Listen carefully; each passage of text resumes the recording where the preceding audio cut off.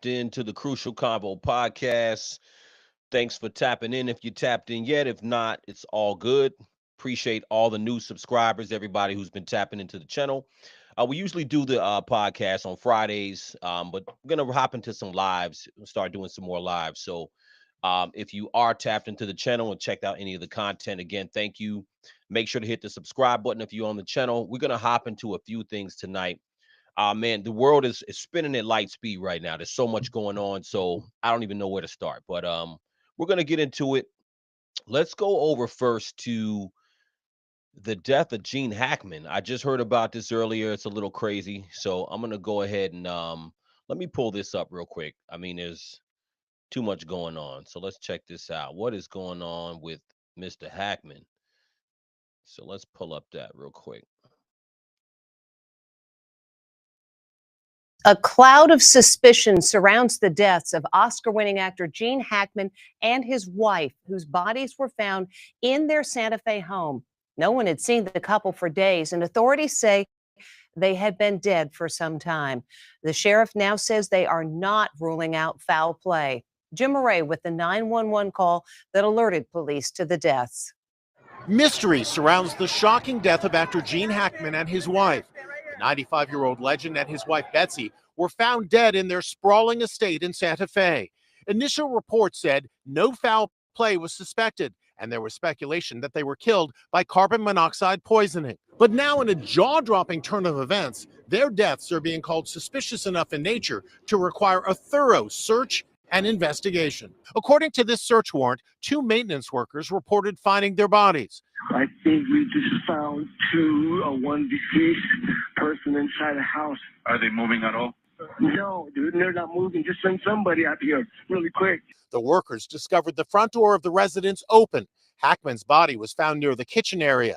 A deputy stated he suspected the male individual had suddenly fallen. His wife, Betsy Arakawa, was found on the bathroom floor. A prescription bottle appeared open with pills scattered on the countertop. In no way is it adding up to me, and this is why.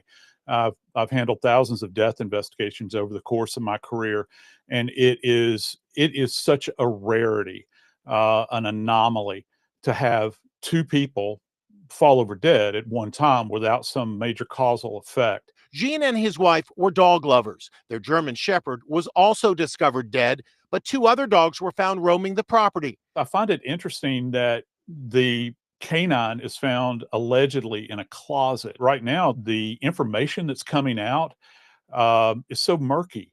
Gene and his wife's bodies showed signs of decomposition and mummification. This is an investigation, so we're keeping everything on the table. I think the autopsy is going to tell us a lot. The 2-time. Yeah, we're gonna find out about Gene Hackman. He's one of my favorite actors, man. One of my favorite movies he did was Mississippi Burning. He's been in mad movies though. He's been around so long. It's kind of crazy. I didn't even realize that he was that old, 97. So I don't know what's going on though. I wonder if they were murdered. I know one thing is that listen, when you have money and you're older, I think you got to have some type of security or something, man. Like it's because when you're older, you're vulnerable. You know what I'm saying? So I mean, I don't know if they were murdered. I guess we'll find out, but it seems kind of odd because they had both people dead at the same time, and then pills on the floor. I don't know, So one of the things I was checking out the story earlier, I think people may want to try to find out if the who's the beneficiary. You always got to look at who benefits when somebody dies. I'm not saying someone in his family killed him, but you never know. I mean, at the end of the day, he was an actor and he's been around a long time. And I'm sure he's got, I don't know how much money he's worth, but I'm sure he's worth, something. So let this keep playing on. Oscar winner was known for iconic roles in more than 80 films, including The French Connection. Lex Luthor. He also played Lex Luthor in the original Superman movies. Later generations came to know him as the vivacious patriarch in the Royal Tenenbaums. This was his last appearance at an award show in 2003 at the Golden Globes, when he received a Lifetime Achievement Award. Top of the world, Ma. Top of the world. He was an extraordinary actor. He was somebody who was good at drama, who was believable in action films, and he could also do comedy. He was really funny and Get Shorty. So his range was really vast, which is kind of impressive because he just looked like an everyman. Hackman retired from acting in 2009, citing health issues. Last year, he was spotted walking, looking frail in a rare public outing with his wife. Wow. I mean, sometimes, we see people and I know for me, sometimes I see people, see actors, and we all gonna get older. We all get older, but sometimes it's like you see them in a certain way and you think they're always gonna be that way. And I mean, Gene Hackman, like I said, he's been around a long time. Even a lot of the movies that I like that he was in, he was older in those films. But to see him like this, I had no idea he was 97. But you just got to have some. I wonder who was taking care of them, or who was looking after them. That's a big ass house, and you don't know who is potentially going to try to kill them, try to get some money. So I think, I don't know. Both people dying at the same time is suspicious. One of the dogs in the closet, I think it might have been some type of robbery, but I guess we'll find out, man. But R.I.P. to Gene Hackman, man. Outside a restaurant in New Mexico, walking with a cane and clutching her arm for support. Today, as Oscar preps are underway for Sunday's show, Hollywood is in mourning for the star's death. Gwyneth Paltrow posted this photo with Hackman from the Royal Tenenbaums with a heartbroken emoji. After the bodies were discovered, the New Mexico gas company tested all the lines in and around the home and did not find any problems. Yeah, they were saying for a minute that it might have been carbon monoxide, but you can easily rule that out. You know what I'm saying? And I don't think, I don't know, carbon monoxide. It's again, it's one of those things where you'll die, but I mean, both of them dying, and then the dog in the closet is obviously that ain't it, because the dog would have been dead too. So I think that's a big house that they lived in. I don't know. Let me go back and see how big was that house, because it looked pretty big, and to be, let me see. Death of actor Gene. Let me see if I can find. Yeah, that's a pretty big house. Let me find that.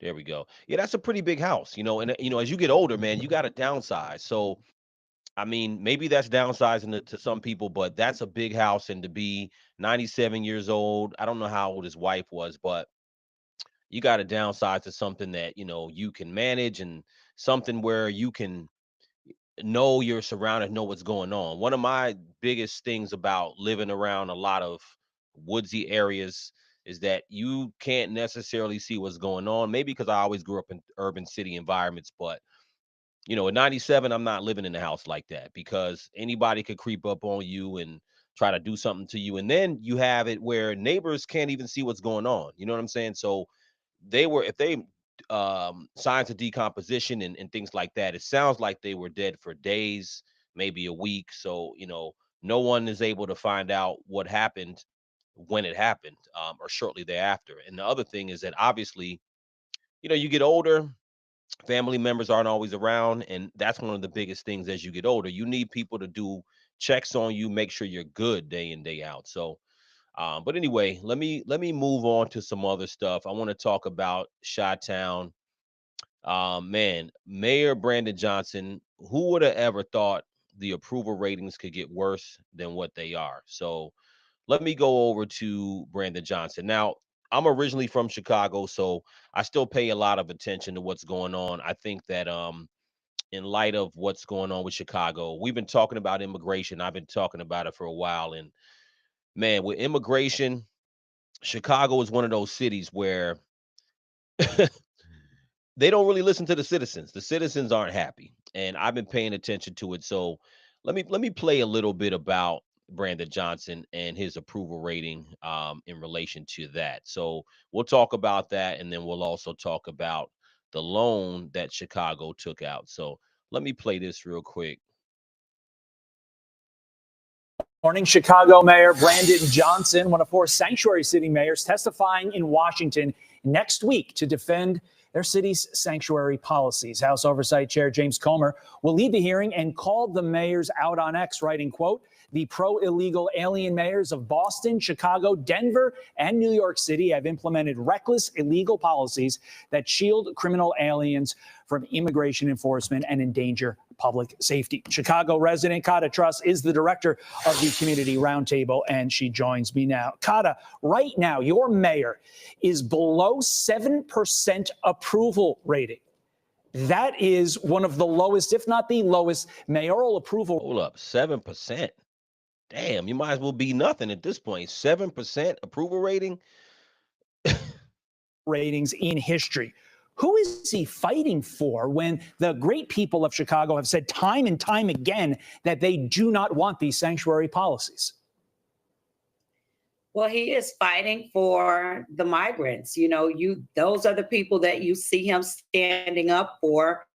And that's right now who we feel like he's fighting for. Now, you know, right now, Mayor Johnson is on this tour across the city of Chicago, primarily in Black communities, to try to win back the voters that he has lost. I don't think he's going to be able to do that because as of yesterday, Mayor Johnson and City Council, we certainly don't want to put this on him, you know, voted for another over $800 million bond that's going to cost the city over time $2.2 billion, which basically has contributed to sending our credit rating below national standards, which, you know, is something that we don't want to see happen. And his excuse for that is, well, other mayors before me have done it. Let me pause that here. So, you know, a lot of people talk about, not even a lot of people, some people aren't aware. They don't really, there's been a whole conversation about immigration. Again, I think that, you know, I understand where people are coming from when they're a little angry about Trump's way of going about immigration. But I honestly say at the end of the day, it's something that they needed to do because illegal immigration definitely cost the country money. And when you look at a city like Chicago, it's the citizens who are there, who've been there. Chicago is such a neglected city. And I noticed that even growing up, you know, it's been a city where infrastructure hasn't been updated for a long time. And it's just a place where I saw this coming from, you know, I grew up in the 80s and 90s. I saw this even coming from the 90s where things were going because there was less and less things for kids to do. Obviously, Chicago's a gang city. There's always been issues in Chicago, and Chicago is not a place that you can really flourish if you don't have things going on in the neighborhood, especially in the inner city. So just to see how much money has been spent on migrants, it's wild. So let me play a little more of this. And just the stupidity of it all, you know, when you're sitting back and you're looking and you're saying that, you know, we elected you because we thought you were going to be different. We elected you because we thought you were going to be fiscally responsible. And this is not fiscally responsible. And even with the state of Illinois, the mismanagement continues. Right now, we see that the state has underestimated the amount of money that they've spent on migrant health care, which is also sending our state budget into a $2.2 billion deficit. So when you look at the money that is being spent, you know, we have to say that not only in Chicago, but in the state of Illinois, the people are not the priority. Well, I'm glad you mentioned the state at large because the Illinois State Board of Education also continuing to oppose Trump, this time with regard to getting rid of DEI. The Illinois State Superintendent, Tony Sanders, saying the following: we are going to hold to our values, and whether or not we can get that message across in that particular room, of course, referring to the White House, doesn't mean that I am going to stop. Now, I've never seen I've never seen a country that has problems, right? Like the United States, right? And let's talk about the sanctuary cities. I've never seen a place where you have a city like Chicago that obviously cannot afford the citizens that are already there, already has major problems in infrastructure, major problems in education, the teacher's pension. They cannot make up the obligation of the teacher's pension. So Chicago borrowed $830 million. They're going to pay only interest payments for the next, I think up until 2020, 2045, they're going to pay only interest payments up until that point. And then it's going to be, they'll start paying the principal after that. But it's going to cost them, over the term of the loan, it's going to cost them about $2 billion. So it's it's crazy. Let me go to the citizens though. Now, a lot of times, when people argue about immigration, it's an emotional thing, and they say, "Oh, you're deporting people, and there's good people here." But I always tell people that Chicago is a great a test case for what's wrong with immigration in the country. It's the perfect place to look at because New York is a great place to look at too. New York has a lot of problems, and they're a sanctuary city. They've had all kind of issues, but Chicago is a lot different than New York. New York is very diverse. New York, as many problems as it has, the youth, especially the minority youth, still are able to get jobs and move around. Chicago is extremely segregated. It's just the type of city that's dying for opportunity, dying to be reverted and changed. So many neighborhoods, abandoned buildings, places like Inglewood. South Shore's gotten a lot better, but are so many places on the far south side, Roseland, all these places need more money and infrastructure. But let me get into some stuff that the citizens had to say because at the end of the day, the citizens are what really matters. So let me play this. Let's get into the citizens. All right, let's get into that. Yeah, let's talk about that because this is what's really important. Bill Phillips.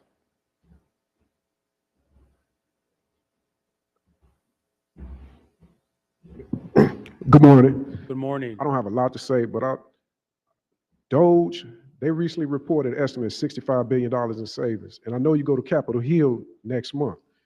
If they would propose to you, we'll give you $20 billion to rescind the sanctuary city status, would you rescind it? Because $20 billion can be used a lot.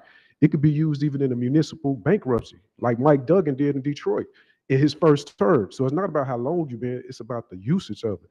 Because in 2010, we was about $14 billion in debt in the pensions. Now we up to 33. That's almost a 300% gain.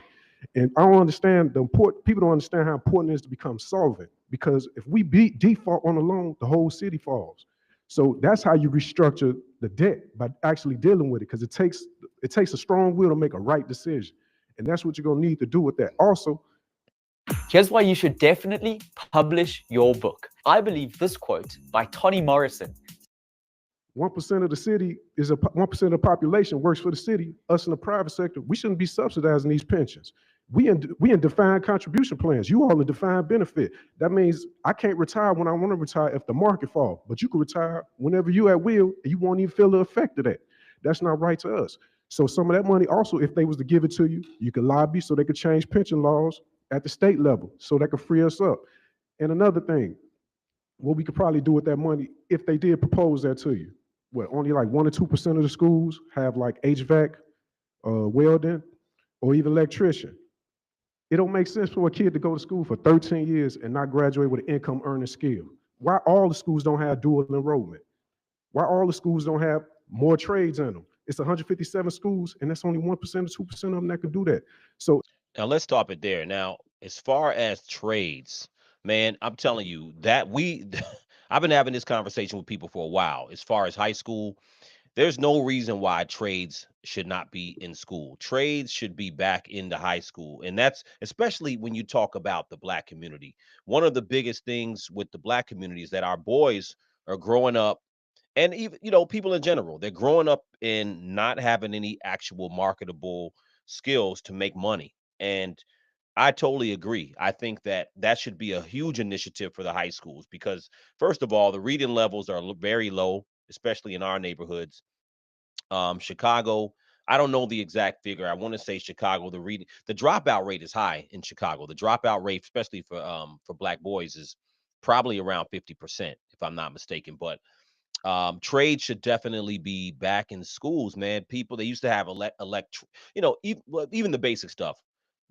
Even when I was going to high school, they had, you could be a mechanic, they had a wood shop, they had other things where you could learn certain skills. They had different apprenticeships back in the 70s and 80s. And that's something they have to bring back because at the end of the day, the problem is that the kids they don't have any skills to really employ them. And everybody can go to college, but college is become a debt trap for many kids. So, we have to provide things and make a way, especially for young black men, to have different skills. So when you look at a lot of the Latino community, one of the beautiful things that, that they have is that they are very much skilled in all the different trades and construction, all parts of contracting and construction. You have a lot of Latinos who are skilled at that. So I think that's just more culturally part of the fabric of the countries that they come from, whether it be Mexico, Venezuela,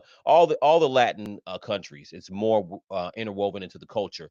In American culture, that has become something that's been totally removed from high school, and that's why, unless you have somebody who works in those fields, a lot of our young men don't have those skills, and those are important skills: plumbing, welding, uh, electrician, general contracting, whatever it is, roofing, drywall. All those things are going to always be needed. AI will never take place of those things in entirety. Those are man-made things. So I think this gentleman brings up a great point. Let me go into a little bit more of it, then I'll skip. If they put that deal on the table, because you can see he's an administration that's willing and dealing and wouldn't negotiate, would you say, give me $20 billion, I'll take this off the table so we can help the city flourish? Because if we default, we already was in junk status in 2015.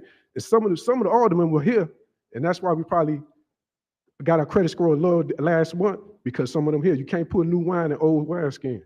You can't do that, or it ruin the whole wineskin. So now you want to borrow another $830 million, and they just lowered our credit rating last month? That's not making sense. So if we're going to kick the can down, it's going to be a bigger issue later on down the road. Our next speaker this morning is George. So I'll stop it there. That's just one citizen. There are plenty of citizens who got up and talked about this. But, again, they are definitely not feeling this sanctuary city status, because most of the people who live in Chicago, especially in the black neighborhoods, are like, what the hell are you talking about? The money that's been spent, and he's arguing about holding on to sanctuary city status. Wow. About to take out a big $830 million loan. Is a lot of it doesn't make sense. So, this guy, basically, just to recap what the citizen said, he said, well, if the government offered you, let's say, $20 billion, just to, it's all hypothetical, just to release or relinquish your sanctuary city status, would you take the money? So I don't know if that's even something that the government would offer, but at the end of the day, that was just something he was proposing to the mayor. But look, obviously, when you have an approval rating of 7%, you're not doing something right.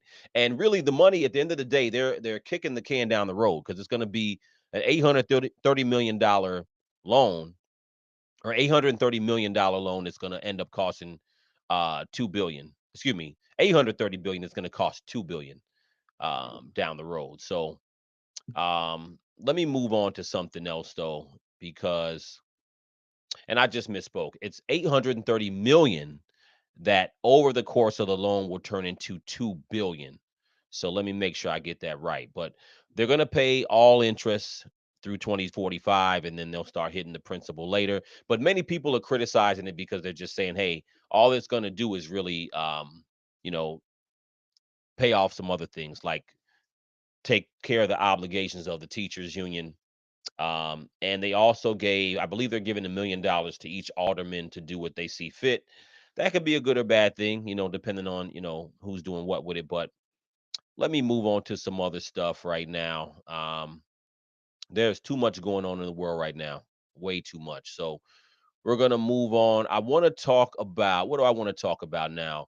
I wanted to talk about, it is some wild stuff. I'm going to go over to, let me go over to Jim Jones for a little bit. I want to talk about Jim Jones. Now, this is not ridiculously serious, but I thought it was interesting about you know what, before I even do that, before we get to Jim Jones, let me go over a video regarding the $830 million real quick. I just want to talk about that real quick because I think it's important. So let me play this real quick. And again, if you're tapped into the channel, Thanks for joining in. If you are subscribed, thank you. If you're not subscribed, consider hitting the button, join in, put us on your notifications. We're trying to come with a lot of new material. I do the panel every night with different people every Friday, covering different topics, and of course the reaction videos. So we're just going to keep on coming with material as we build the channel up. So I appreciate everybody tapping in. Let me get on to this $830 million real quick. We'll go over that, and then I'm going to talk about Jimmy Jones, because I think that's interesting too. So let me move on to that. 830 million. Let's talk. A slim victory for Chicago Mayor Brandon Johnson today. Alderman narrowly passed his plan to borrow $830 million to repair roads, sidewalks, and bridges. Our political reporter, Marianne Ahern, is here. And Marianne, some aldermen thinking this may be too costly for them. Yes, Stephen, lots of back and forth on this today at City Hall. Some aldermen even tried to keep the vote from happening. The division in the Chicago City Council is still evident as the mayor's plan to borrow hundreds of millions of dollars for infrastructure concerns barely passes. The vote 26-23. So this is a quality of life issue. Paved streets, safe sidewalks, clean water, and quality of life issues for everyday Chicagoans. Supporters say the South and West Sides need these improvements now. This was Mayor Johnson on Tuesday. If we ignore the cost of these maintenance and repair projects, it will only cost us more in the long run. So doing maintenance on a bridge is much more affordable than repairing for a bridge collapse. Here's his plan. The city will borrow $830 million to be paid off over 30 years. This will cost taxpayers an estimated $2 billion to repay. Wow. Opponents argue it is too much. We do need to do the routine things to keep the city moving, but $830 million bond is totally inflated. Some aldermen were concerned that the money would be used for the $175 million pension payment the Chicago Public Schools is responsible for. So to appease those concerns, a change was made to guarantee that the money approved today can only be used for capital and infrastructure projects. I thought that was certainly an improvement, but my main concern of this was the debt repayment schedule that is wildly irresponsible. We are not going. So, that I just want to play that real quick because, $830 million that turns into $2 billion over the life of the loan is wild work, and I really don't know. I mean, I think that what I will say, and I'm going to get into Trump and Doge later, but I think that, we're in a time where government spending, whether it be federal, local, and local meaning state and municipal, I think that we're in a time where citizens are paying more attention because, we're in a country that there's a lot of places around the country that are struggling with infrastructure, and we're starting to see things because cities like Chicago are old, and a lot of infrastructure has not been dealt with over time. So you're seeing that now. You're seeing that in New York, even with the congestion pricing. That's why they put the congestion pricing together that everybody hates in Manhattan. It's already expensive to drive into Manhattan, and they're hitting you with another $9 if you drive in a certain area, if you're familiar with it. And they're using that to fund the transit system. So these are things that aren't dealt with. And I think over time, they become a huge problem. And all of a sudden now they got to issue such a huge bond. But anyway, let me move on from Chicago. I'm going to move on to Jimmy Jones. I want to talk about Jim Jones. He was on the Breakfast Club. I want to play a little bit of Jim Jones because you know what? I think that Jim Jones it's been interesting because Jim Jones and Cam, it's really sad to see two friends going back and forth. But I think, again, the people that are close to you can hurt you the most. And, it all started when 50 Cent was on Cameron and Mace's show. It is what it is, that show, the sports show. And they were making some comments, and I'm sure you're aware of it if you tapped in. But I want to go to Jimmy Jones. He was on the Breakfast Club earlier today, and I thought his interview was interesting because he talked a lot about his career.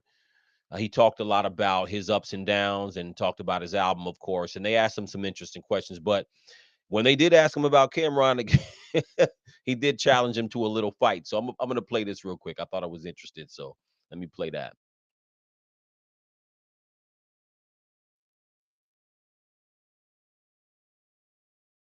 Great experience. Shouts to ASAP Yams. That's what he started as an intern for me. Oh, he was the intern, right? Yeah. Yeah. Your loyalty. Carol Civil too. I mean, Karen Civil. yeah. She was also an intern for me. I've helped jumpstart a lot of careers, not only rap careers inside of this industry. But you don't get no credit for that. They say At all. They say all Jim do is send people to jail. I don't want credit. And I'm gonna pause it right there. So that was the question that kind of got Jim tight, because that was something that Cameron said last week. I believe he said that when he was going off on Jim Jones, saying that Jim Jones, a lot of people around him end up going to jail and stuff like that. But let me say this. I think that when you have people who are your friends and you known them since junior high and all that, it's very sensitive territory. I mean, we can act as men like stuff don't hurt us, but it definitely hurts, And I think that, again, initially I was looking at Jim Jones and I was saying, you know what? He's just mad because he doesn't like Mace, and Cameron and Mace became friends again. But I started to see this whole conflict between them, and I started saying, you know what? I really think the reality is that Jim Jones, he's not mad at that so much, but I think he's just mad because, let's keep it real. During Dipset's days, when Dipset was at their prime, I mean, Jim Jones was ultimate enforcer. He was always repping Dipset really hard. And you got to give Dipset. You got to give Jim Jones his credit. You know why? Because he really did change fashion in hip hop. He changed fashion. He added a lot to the game in New York. Dipset, he added the swag. He was the pioneer to me of what Dipset's energy and Dipset swag and everything, and even the clothing. He definitely helped to change the clothing. Everybody was super baggy prior to 2005, 6, 7. Everybody was super baggy. That whole slimmer pants, rock style, lifestyle, rock star type of gear, that was Jimmy Jones. He was the one who started that, and then Lil Wayne and other people, I think, followed that. But nonetheless, it's all good. I just think it's part of trends, and I think he did a lot. But his whole point is that he was frontlining for Cameron and Dipset and all this stuff. And it's well known that he was the one doing a lot of the fights if they needed to happen, and getting his stuff in a lot of trouble when he was younger. Obviously, they're older. I'm close to their age, so we're all older, much more mature. And I think his biggest issue is that he was always there to support Cameron, always there to support his career, ready to support. And Cam didn't seem to do the same, didn't want to do the same. Again, you got to give Jim Jones his credit. He did not start off as a rapper. He started off really as Cameron's hype man, Cameron's bodyguard, Cameron's biggest supporter, whatever you want to call it, frontliner. And he eventually, got his rap skills together, and, he's made a pretty good rap career for himself. But let me play what Charlemagne had said to him that kind of set him off. No more. I want debit. Cash me out. How I send people to jail? That's what I'm saying. How? Who did you see me send to jail? Where's these niggas smoking? They smoking new drugs out here. You heard? From where? How? Who? No, that's what Cam said. I don't know. He's a bird. He's a bird head. He don't want no smoke. Tell him he a boxer, right? I'll box his head off. Where's the ring at? You getting money, right? Yo, do sports, 10 million right now. Today, nigga, I'll catch a flight wherever you at. In the morning, I'll catch a flight wherever you at. You with Mayweather and them, 10 million. I'll meet you in any boxing ring. Yeah. Now go make some jokes about that on your next show. I'll box your head off. You know that. Don't play with me. Yeah. Now go type about that. Jim, Chrissy would tell you take 5 seconds and breathe.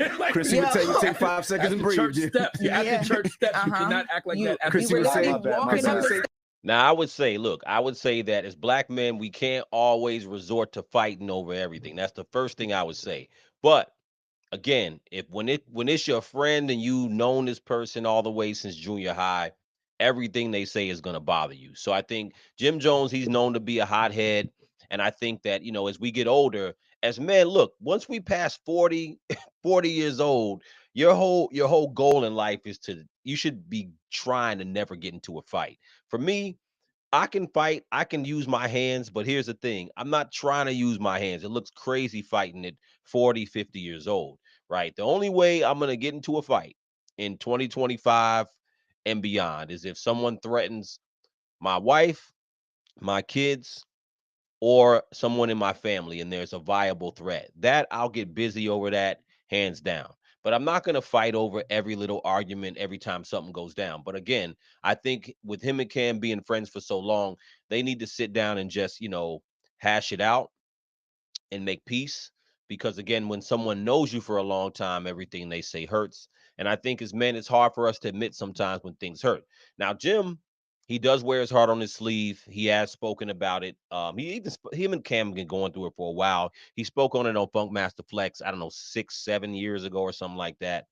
And that was the interview where he cried a little bit, but I didn't really knock him for crying back then. I really saw it where, again, they're friends, and I think that a lot of things that Cam said, Cam is a little bit more. Cam don't really wear his heart on his sleeve. Cam is really more like, not trying to diss him, but more like he's gonna front a little bit more, and he's not the type of person that's gonna show his emotion like that. But he had said some stinging words towards Jim, and I think most recently what he said towards Jim, saying that Jim was just a fan and he was just somebody who wanted to be down with Children of the Corn and Mace and everybody in the beginning, and Jim was just somebody who just wanted to hang around. I think that you can't say that about somebody who you've known that long. And of course, when you're in junior high or high school, everybody you make friends with, just wants to hang around and be cool with you. You know what I'm saying? I mean, that's the whole essence of making friends when you're a kid. But as they grew up and went further on, once Cam got his deal, yeah, Jim did a lot of stuff. Jim did a lot of stuff, not only for Cameron, but Dipset, and he was always there for him. So I think that I look at Jim Jones and I say, you know what? He's evolving. He's not just a hothead. He's not just getting into fights all the time. He still does have some juvenile energy about him as far as wanting to fight and stuff like that all the time. But again, we're all evolving. But I think that he's definitely gotten to a point now where, he talked about how his lady Chrissy, helping him to calm down and just chill. But again, when someone is your friend that long, everything's gonna bother you. So, but big ups to Jim Jones. He got his new album. I've been checking out some of it. So, we all evolving. It's all good. But I just wanted to go through that a little bit. Now, let me go over to Doge because I keep talking about Doge constantly. And one of the reasons why I keep talking about Doge is, look, I didn't vote for Kamala, and I don't make any qualms. I hope people don't have any qualms about that, but it is what it is. I didn't vote for Kamala because I didn't think she was the right candidate between the two that we had a choice for. But what I do think is happening right now is that people are well aware more than they ever been about what their government is doing, or they're at least curious. Let me say they're curious. I'm not going to say they're well aware, but they are curious as to what is the government spending. And this whole Doge movement has opened up a conversation. The results, how things are going to turn out, we really don't know. You know what I'm saying? Like I tell a lot of people who are mad, falling on the floor, the world is going to end when Donald Trump got elected. I was telling people just chill, relax, let's see how things go, because nothing dramatic has really happened. People are losing their job in the federal government, but when you look at this, when you look at what this administration is doing, where America's at, we are at a time where something different needs to happen. Things need to be shaken up a little bit. And I don't agree with every single thing that the Trump administration is doing, but I do think the Doge thing is interesting. And at minimum, it's interesting because we need to kind of understand how money's being spent. So I'm going to play a little bit of this. They've been talking about the whole email. I do think government employees, look, answering an email is not a big deal. But again, people don't like Donald Trump and they don't like Elon Musk. So a lot of it is about the fact we don't like him, so we don't want to comply with nothing he's saying. But let me go into this real quick.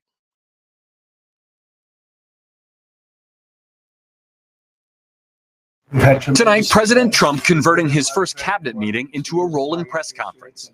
Illegal border crossings have plummeted. Touting progress. We're cutting down the size of government. We have to. We're bloated. We're sloppy. We have a lot of people that aren't doing their job. And immediately turning the spotlight not on a cabinet member, but on Elon Musk, head of his Department of Government Efficiency, to defend his controversial directive that all federal workers email a list of 5 accomplishments from last week or face termination. I think that email perhaps was best interpreted as a performance review, but actually it was a pulse check review. If you have a pulse into your neurons, you can reply to an email. This is, I think not a high bar. Musk was. Let me stop it there. Now listen, let's keep it funky. If you were working in the private sector and the boss or the boss's boss or whoever said, send an email outlining what you do or what you did for a pulse check, your ass would show do it, because you know what, in the private sector you would get curved. And I keep telling people, I'm like, in the private sector, I never worked in the government. I only worked private sector and entrepreneurship. And when you work in the private sector, the first place they hit is payroll. I know everybody's like, well, why don't they decrease defense spending and go here and go there? And the federal workers are only, 3% of the budget. I get all that. But the reality is, in any company, when they start trying to save money, the first place they go is payroll. That's the first place. So again, I really think this is such an interesting time, because it's one of the first times ever that in my lifetime that the conversation of what's spent in government is an actual conversation piece day in, day out. And, the stuff that they found right now, as far as the payments going out for Social Security for people that are over 100, and some other things that they've mentioned as far as some waste, people say, well, they can't prove it. It's not true. It needs to come. We need more proof. And I think that in time, there'll be more definitive proof for people to see. I know initially some of the stuff was on the site, on the Doge site. Some of the stuff's not there anymore. But I think that it's at least interesting to kind of understand, well, these are tax dollars. And when the tax dollars go in, we've never had anybody really, hold anybody accountable in the government for what's spent or what's not spent. It's just never happened before. So I just think it's something that we need to keep going. Surrounded by several cabinet members who had pushed back on his order and instructed employees not to respond. Musk insisting that was fine. We're going to send another email. But our goal is not to be capricious or unfair. The email could simply be, what I'm working on is too sensitive or classified to describe. Like literally just that would be sufficient. The president publicly backing Musk. Hey, Elon, let the cabinet speak just for a second. A lot of people were mad, and they were criticizing it, saying, well, what if they're working on something sensitive, and how are they going to be responding to an email telling their specifics of their job? And like he said, he's just saying, like, listen, if you're working in a position where what you're doing is classified, you can literally say that. Again, I think the email is a pulse check, and that's what it was about. So if you can't respond to an email, you probably aren't working. That's basically what they're saying. If you are, well, throw them out of here. And warning federal workers who've not yet responded remain at risk of losing their jobs. Those million people that haven't responded, though, Elon, they are on the bubble. Now, maybe they don't exist. Maybe we're paying people that don't exist. It comes as a new budget office memo obtained by NBC News instructs federal agencies to prepare for mass layoffs as the Trump administration focuses on reducing federal spending. If we don't do this, America will go bankrupt. While Musk acknowledging Doge made mistakes, including cutting funding for Ebola prevention. When we make a mistake, we'll fix it very quickly. We restored the Ebola prevention immediately. And there was. I want to pause that there because, again, I'm watching the Democrats, and I saw Jasmine Crockett went in on the Ebola funding maybe yesterday or the day before. She was going in on that, saying they cut that and people are going to die of Ebola. And again, he's saying that, if we made a mistake, we're ready to fix it. So to me, I see good grace there as far as what they're doing when it comes to Doge. And if they are saying, okay, we made a mistake for something critical, they just implement it. Or even when he made the mistake on where the condoms went initially, I think he said the condoms went to Gaza, and then he corrected the country that they went to. I can't remember the name of the country; it slips my mind right now. But what I do see with Elon, like him or not, I do see him saying, okay, we made a mistake here, or I made a mistake here. okay, let me correct it. So I look at that and I say, okay, if they're gonna admit mistakes they made, cool. But this whole process isn't gonna be smooth. It's not gonna be perfect. But I definitely think it had to happen, because had we had the alternative, no one would have looked into government. No one would have looked into government spending. And quite honestly, if Doge is, if let's say, not forget Doge, if Elon's purpose is to, get money from this, it's a money grab, which I hear people saying, then why even talk about government spending? They could have just went on with the government the way it is. We were none the wiser. The citizens were never asking, like, yo, how was the money being spent? And is there any waste in the government? This isn't something that citizens ever brought up. Citizens didn't know. Most citizens, all we were doing were voting for people we liked. We voted for who we like more. Do I like this person or don't like that person? And I think that, honestly, with this election, I think a lot of people who voted for Donald Trump don't personally like him. They just felt like he would be the better president. I think that is my opinion for the first time, that it wasn't about who you like more. There may have been some people who personally may have liked Kamala Harris better, but they just didn't believe she was the better president. You know what I'm saying? I think that was the real thing. So people voted for something in particular. So I think this Doge thing, as much as people don't like it, it's never comfortable when things change. But man, I'm telling you, I'm here for it all, man. I'm here for it.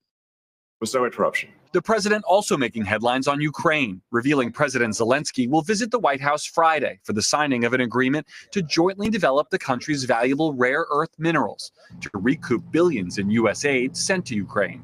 The president suggesting the deal would form its own kind of security guarantee for Ukraine. There's sort of automatic security because nobody's going to be messing around with our people when we're there. And saying for the first time, Russian President Putin will have to make concessions. He will. He's going to have to. Vice President Vance heading off a question about what exactly those concessions would be.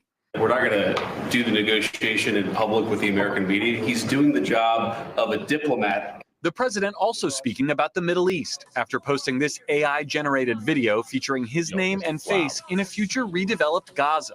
A reference. Now, this is wild. Now, I'm not even trying to laugh at it, because, look, the suffering of the people of Gaza is real talk. You know what I'm saying? And I've been following the Israel-Palestine conflict for a long time, but, I really don't know. I don't know if the U.S. developing the Gaza Strip on its face, or logically, it seems like something that would be a good thing, because it needs to be redeveloped. I mean, it's in ruins.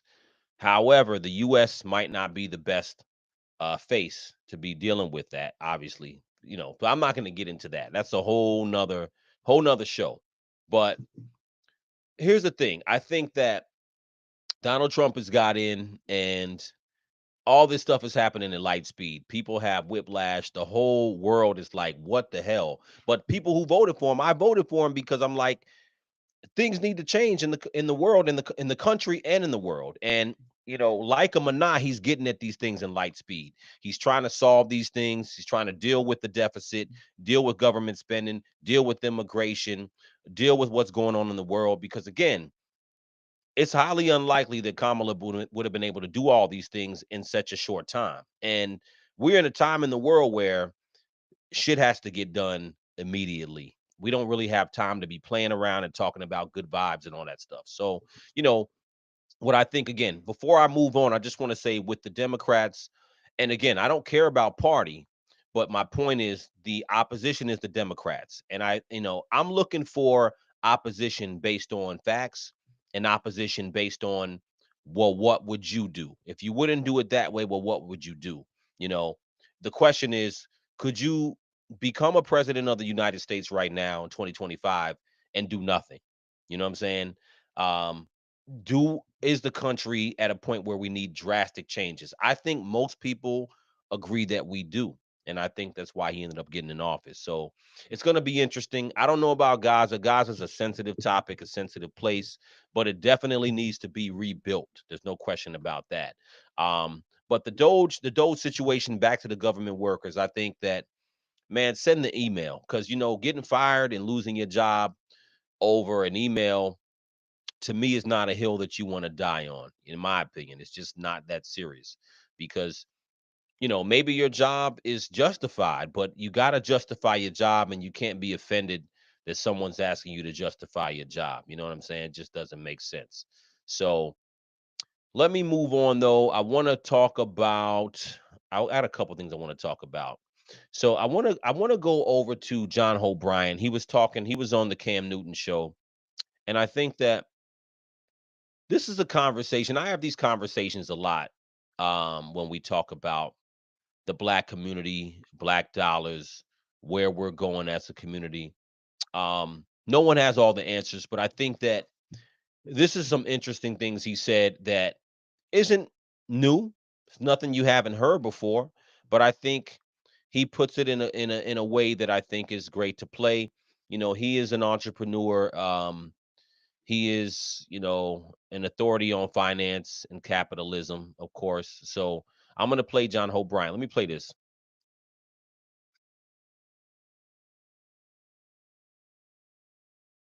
Let me share that. People are financing jewelry. That is a really bad investment. Financing clothes, anything that depreciates. We have got to understand. So it's a whole machine. Yeah. Cars that they got people refer you to for the cars, Boats, for the jets. jewelry, for the boats, and they're gonna charge you 18% interest, 20. You don't even know what you're signing. This is what drives me nuts. And I'm not gonna mention this guy's name because he just said something really racist recently that and just disgusted me. But you know what I'm talking about. It's an artist. But he's going off about, and I've never said this before, but I'm saying it straight in the camera. He's going off about my Jewish brothers and sisters, about how they ripping them off in the music, So of course he's probably talking about Kanye West. I mean, who else is he talking about? So anyway. the music business. No, brother, you need to read your contract. This ain't the Ku Klux Klan forcing you to do nothing. It's not my fault if some people are good at designing a contract and you're bad at reading it. That's what a lawyer is for. So many of my artist friends are like, oh, I don't want to deal with that business. I want to be on the creative side. It's the music business. It's the business of music. A great negotiation is where everybody leaves the negotiating table slightly annoyed. So this is our Flippy 3. So let me Flippy 3 is actually pause twice that. as fast. I think that part is so important. I want to pause that. Now, when it comes to the music business is notoriously is notoriously oppressive and notoriously known to rob people. But I do think he has a great point. The music business has always been a situation where the people who set it up understand how the money works far better than artists. And most of the artists coming into the music industry are young, and don't know any better. So they've been ripping off artists forever. But point being is that I'm gonna let it play some more because he talks more about this. But you have an opportunity to learn. We're in a different time now, and that's what I think. I'm going to parallel this to other things he talks about in the Black community too, because being exploited, being taken advantage of, is one thing. But once you're able to learn and understand what was done in the past, the question is, what do you do now, right? So let me let this play some more before I even go on about it.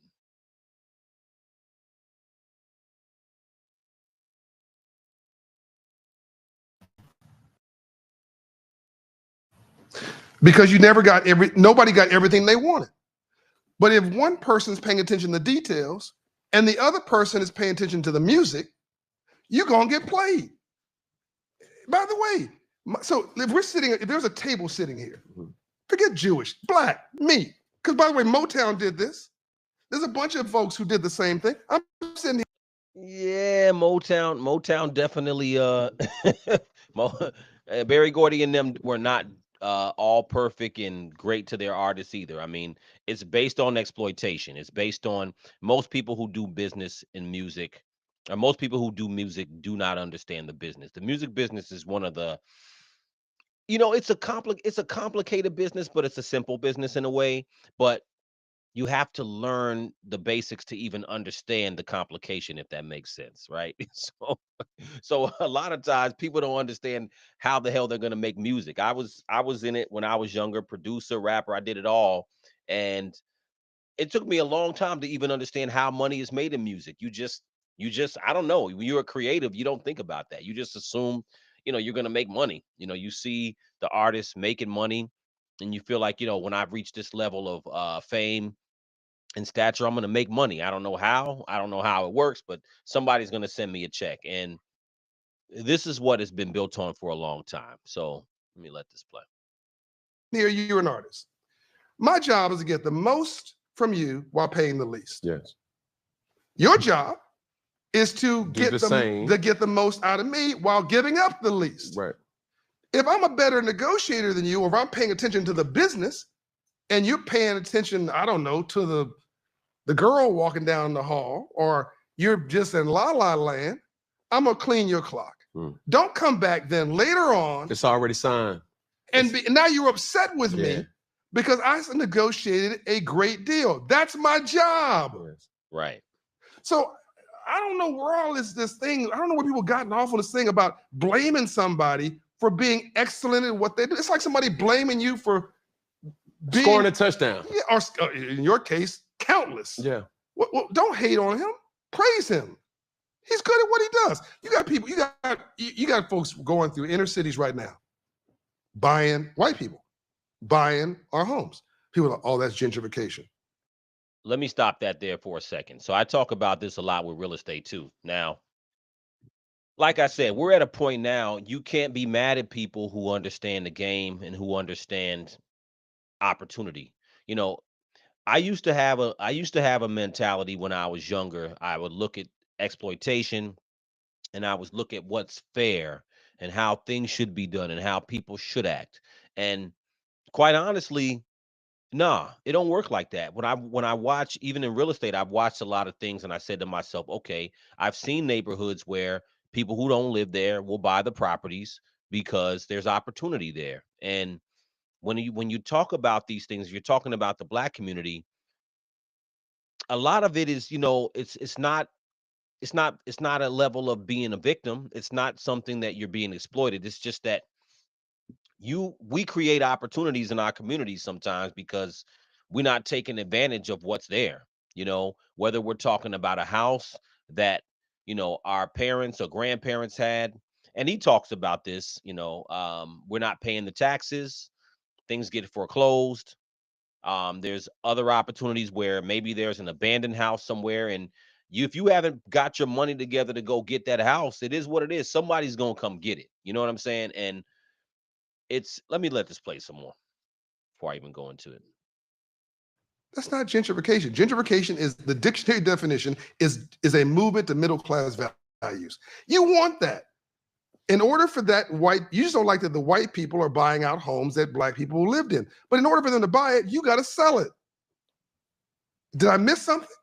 Or it was a tax default because we didn't pay our property taxes. Like racism and discrimination in the 20th century, in the 19th century, it was oppressive. It was unbelievably, it was no way you can get around it. Right. We live in the internet generation.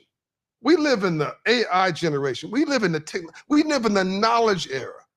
If you really master this game of capitalism, like you've mastered sports, and like Troy, the other people have mastered audio and there's other things, we will kill it in this area too. But let me pause it there. So, and that's what I tell people a lot of times too. And that's kind of where I feel like in our community right now, and I had played a video the other day on what's that pastor's name? I forgot his name already. Jesus, what is the pastor's name? I gotta go get his name before I forget. What is the pastor's name that he did a whole sermon talking about all the house Negroes in the White House, and you need to leave the White House and join your people, and everybody was all excited and getting all up in arms about what he was saying, Jamal Bryant. So when we having those conversations, like the way Jamal Bryant did in church, and again, this is church. I know how it is. Church can be a little cultish sometimes, but it is what it is. But in church, oh, you need to leave the White House, these house niggas and this and this and that, and come join your people and da da da. And then I say to myself, well, those issues right now that we're talking about as far as our community when it comes to gentrification, owning homes, owning businesses, things like that in our communities, right? So hating Donald Trump, hating Elon Musk, using this kind of language about house niggas, everybody who, basically saying if you didn't vote for Kamala, you're a house nigga. How does that work though? How is it going to work? Because to me, in my opinion, the pastors should be talking about these things. What are the opportunities in your neighborhoods? How do we work to pool money? If you're everybody's coming to the church, how do we work to pool money as a community, maybe to buy some assets together? To me, that would be a better use of time, a better use of galvanizing the people around things that are actually going to make a difference. So my point is, I think that we should have more conversations in the Black community about those things. I like to spend more time talking about those things, how people can build together versus just talking about racism and how we are oppressed. Because the problem is that, and I say this all the time, we have a new generation coming forward. I have kids. Other people have kids. My kids will be adults in 10, 20 years. Not 20 years, really. In about 10 years, they'll be adults. And my thing is that when they grow up, I'm like, well, what are we passing down to people? We just passing down trauma and anger? We need to pass down the reality. So when he says we had oppression in times where it was unavoidable, that's true, and that's the whole thing I tell people all the time. We black people in America had oppression at a time, in certain times, where you couldn't get around it. There's nothing you could do. The information wasn't there, but now you actually have a lot of information. I realized that as an adult, as I've gotten older, that there is just information that sometimes I just didn't implement. There were things that were there, I just didn't implement. So I think that it's counterintuitive or counterproductive when you're making every Black person in America feel like, well, you're Black, so inherently you've been oppressed. Inherently, wherever you're at in life is because of things that happened in the past. That's not entirely true, and it's also not helpful, because if you give that to your children, then what does it do? It keeps on this same cycle. So I think this is such an important message, and I think I love to have more conversations like that. You know what I mean? Let's stop blaming people for moving on things that we are ignoring. Let me ask you this way. Who's at fault? I really think we need a Black Jewish business plan, actually, but go ahead. You said that. Yeah, I say it again. I'm gonna say it 4 times. Who's at fault? The person who's taking advantage, or the person who allows somebody to take advantage? Think about it now. This is a great question. It's the perpetrator's fault, but it's my responsibility. They're doing their job. They're doing their job. They're a pimp. They're a punk. Man, you said it earlier. You said, man, business is a gladiator sport. It's not personal. I don't take fault, or I don't take it personal that you tried it. It's your job to try. It's your job to try. I'm more at fault because I've allowed you to do it. 100%. You dig what I'm saying? And that's kind of where I'm at with it. That's why I tell people, when it comes to things like real estate, we gotta teach our children. If we didn't make certain choices, we got to teach our children to make better choices. And we got to say to ourselves, when you're looking in the hood, and that's why people come to the hood when it comes to real estate. Those are the best opportunities. Those are the places where you're going to find the cheapest properties, because a lot of times even the people that are there aren't taking advantage of trying to buy the houses and flip them. Of course, there are situations where there are, but I'm saying that, and by and large, when you talk about gentrification only happens most of the time because it is what it is. It's allowed. But even the definition of gentrification, it's been twisted into something else. It's not just about white people coming into an area. Black people can gentrify an area too. Gentrification is not about race. It's about changing the quality of life of an area. So that doesn't have to be someone white moving into a black area. That can just be someone black buying a property too in a black area and improving the standard of living, improving the whole shape of the neighborhood. So this is something that, again, I thought was important. I think it's just something that we got to keep looking at going forward, because right now we're in a climate where my biggest fear is that, in the black community, is that we're so distracted by being angry of this idea that Trump and the Republican Party has some grand scheme to ruin our lives and change everything, the puppet masters changing our world. And I'm like, well, what did we think was happening under Joe Biden and all the other presidents? So again, when I talk to this with a lot of people, they feel like, oh, you just love Trump. I don't. It's not about loving Trump. I don't care about Trump personally. What I care about is our community, and I think that we should be continuously focusing and talking inward about doing things together, and things that we can do to move our situation forward. So I think that's very important. Now let me play Claude Anderson real quick, because I've been following him for years, and he's been saying certain things when it comes to the black dollar, the black neighborhood, black family, all these things. I want to play this real quick because he talks about immigration, and it's interesting because he said this stuff a long time ago. When I first got up on Claude Anderson, I was reading Powernomics. That was one. It wasn't one of his first books, but it was one of the popular books, Powernomics, and he talks about immigration. It's interesting because he talks about this a long time ago, and the things that have happened the past couple of years, I think, are really applicable. So let me play this real quick. Let's see here. Let me play that. This is like textbook Chicago right here. Have an unending influx of immigrants into the country. And that's what Dr. Price is talking about. And nobody, no black politician, no black organization wants to deal with that issue. They will avoid it at all costs, even though in their hearts they know that's one of the biggest problems for black folk. We anticipate in the next 10 to 12 years, approximately 8 to 6 million Hispanics coming into the United States and 41 million Asians. You have been the majority minority for 400 years in this country.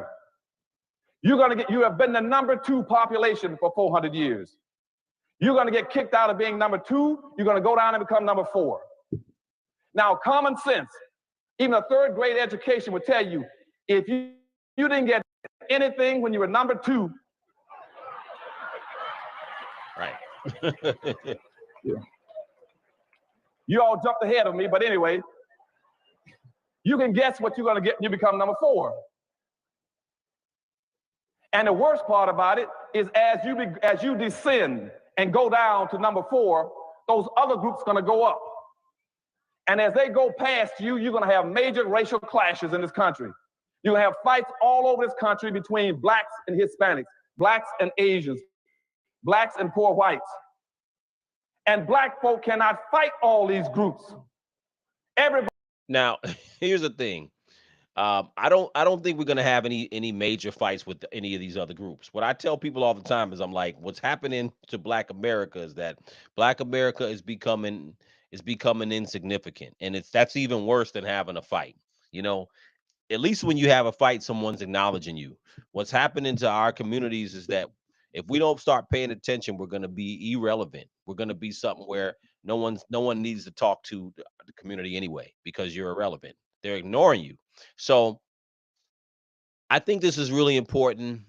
I think that we're in a time right now with this administration that we need to pay attention to what are the things that are going to help us inwardly to change some of the situations with us. I think that's the biggest thing. But man, we're living in a great time. I think that, again, I'm here for all the changes in America. I'm optimistic. Although I know everybody wants to be pessimistic, I'm very optimistic about where things are going to go. So again, if you're tapped into the channel, I appreciate all the new subscribers. This is one of the first lives. I've done a few lives, but this is one of the first episode lives I've done.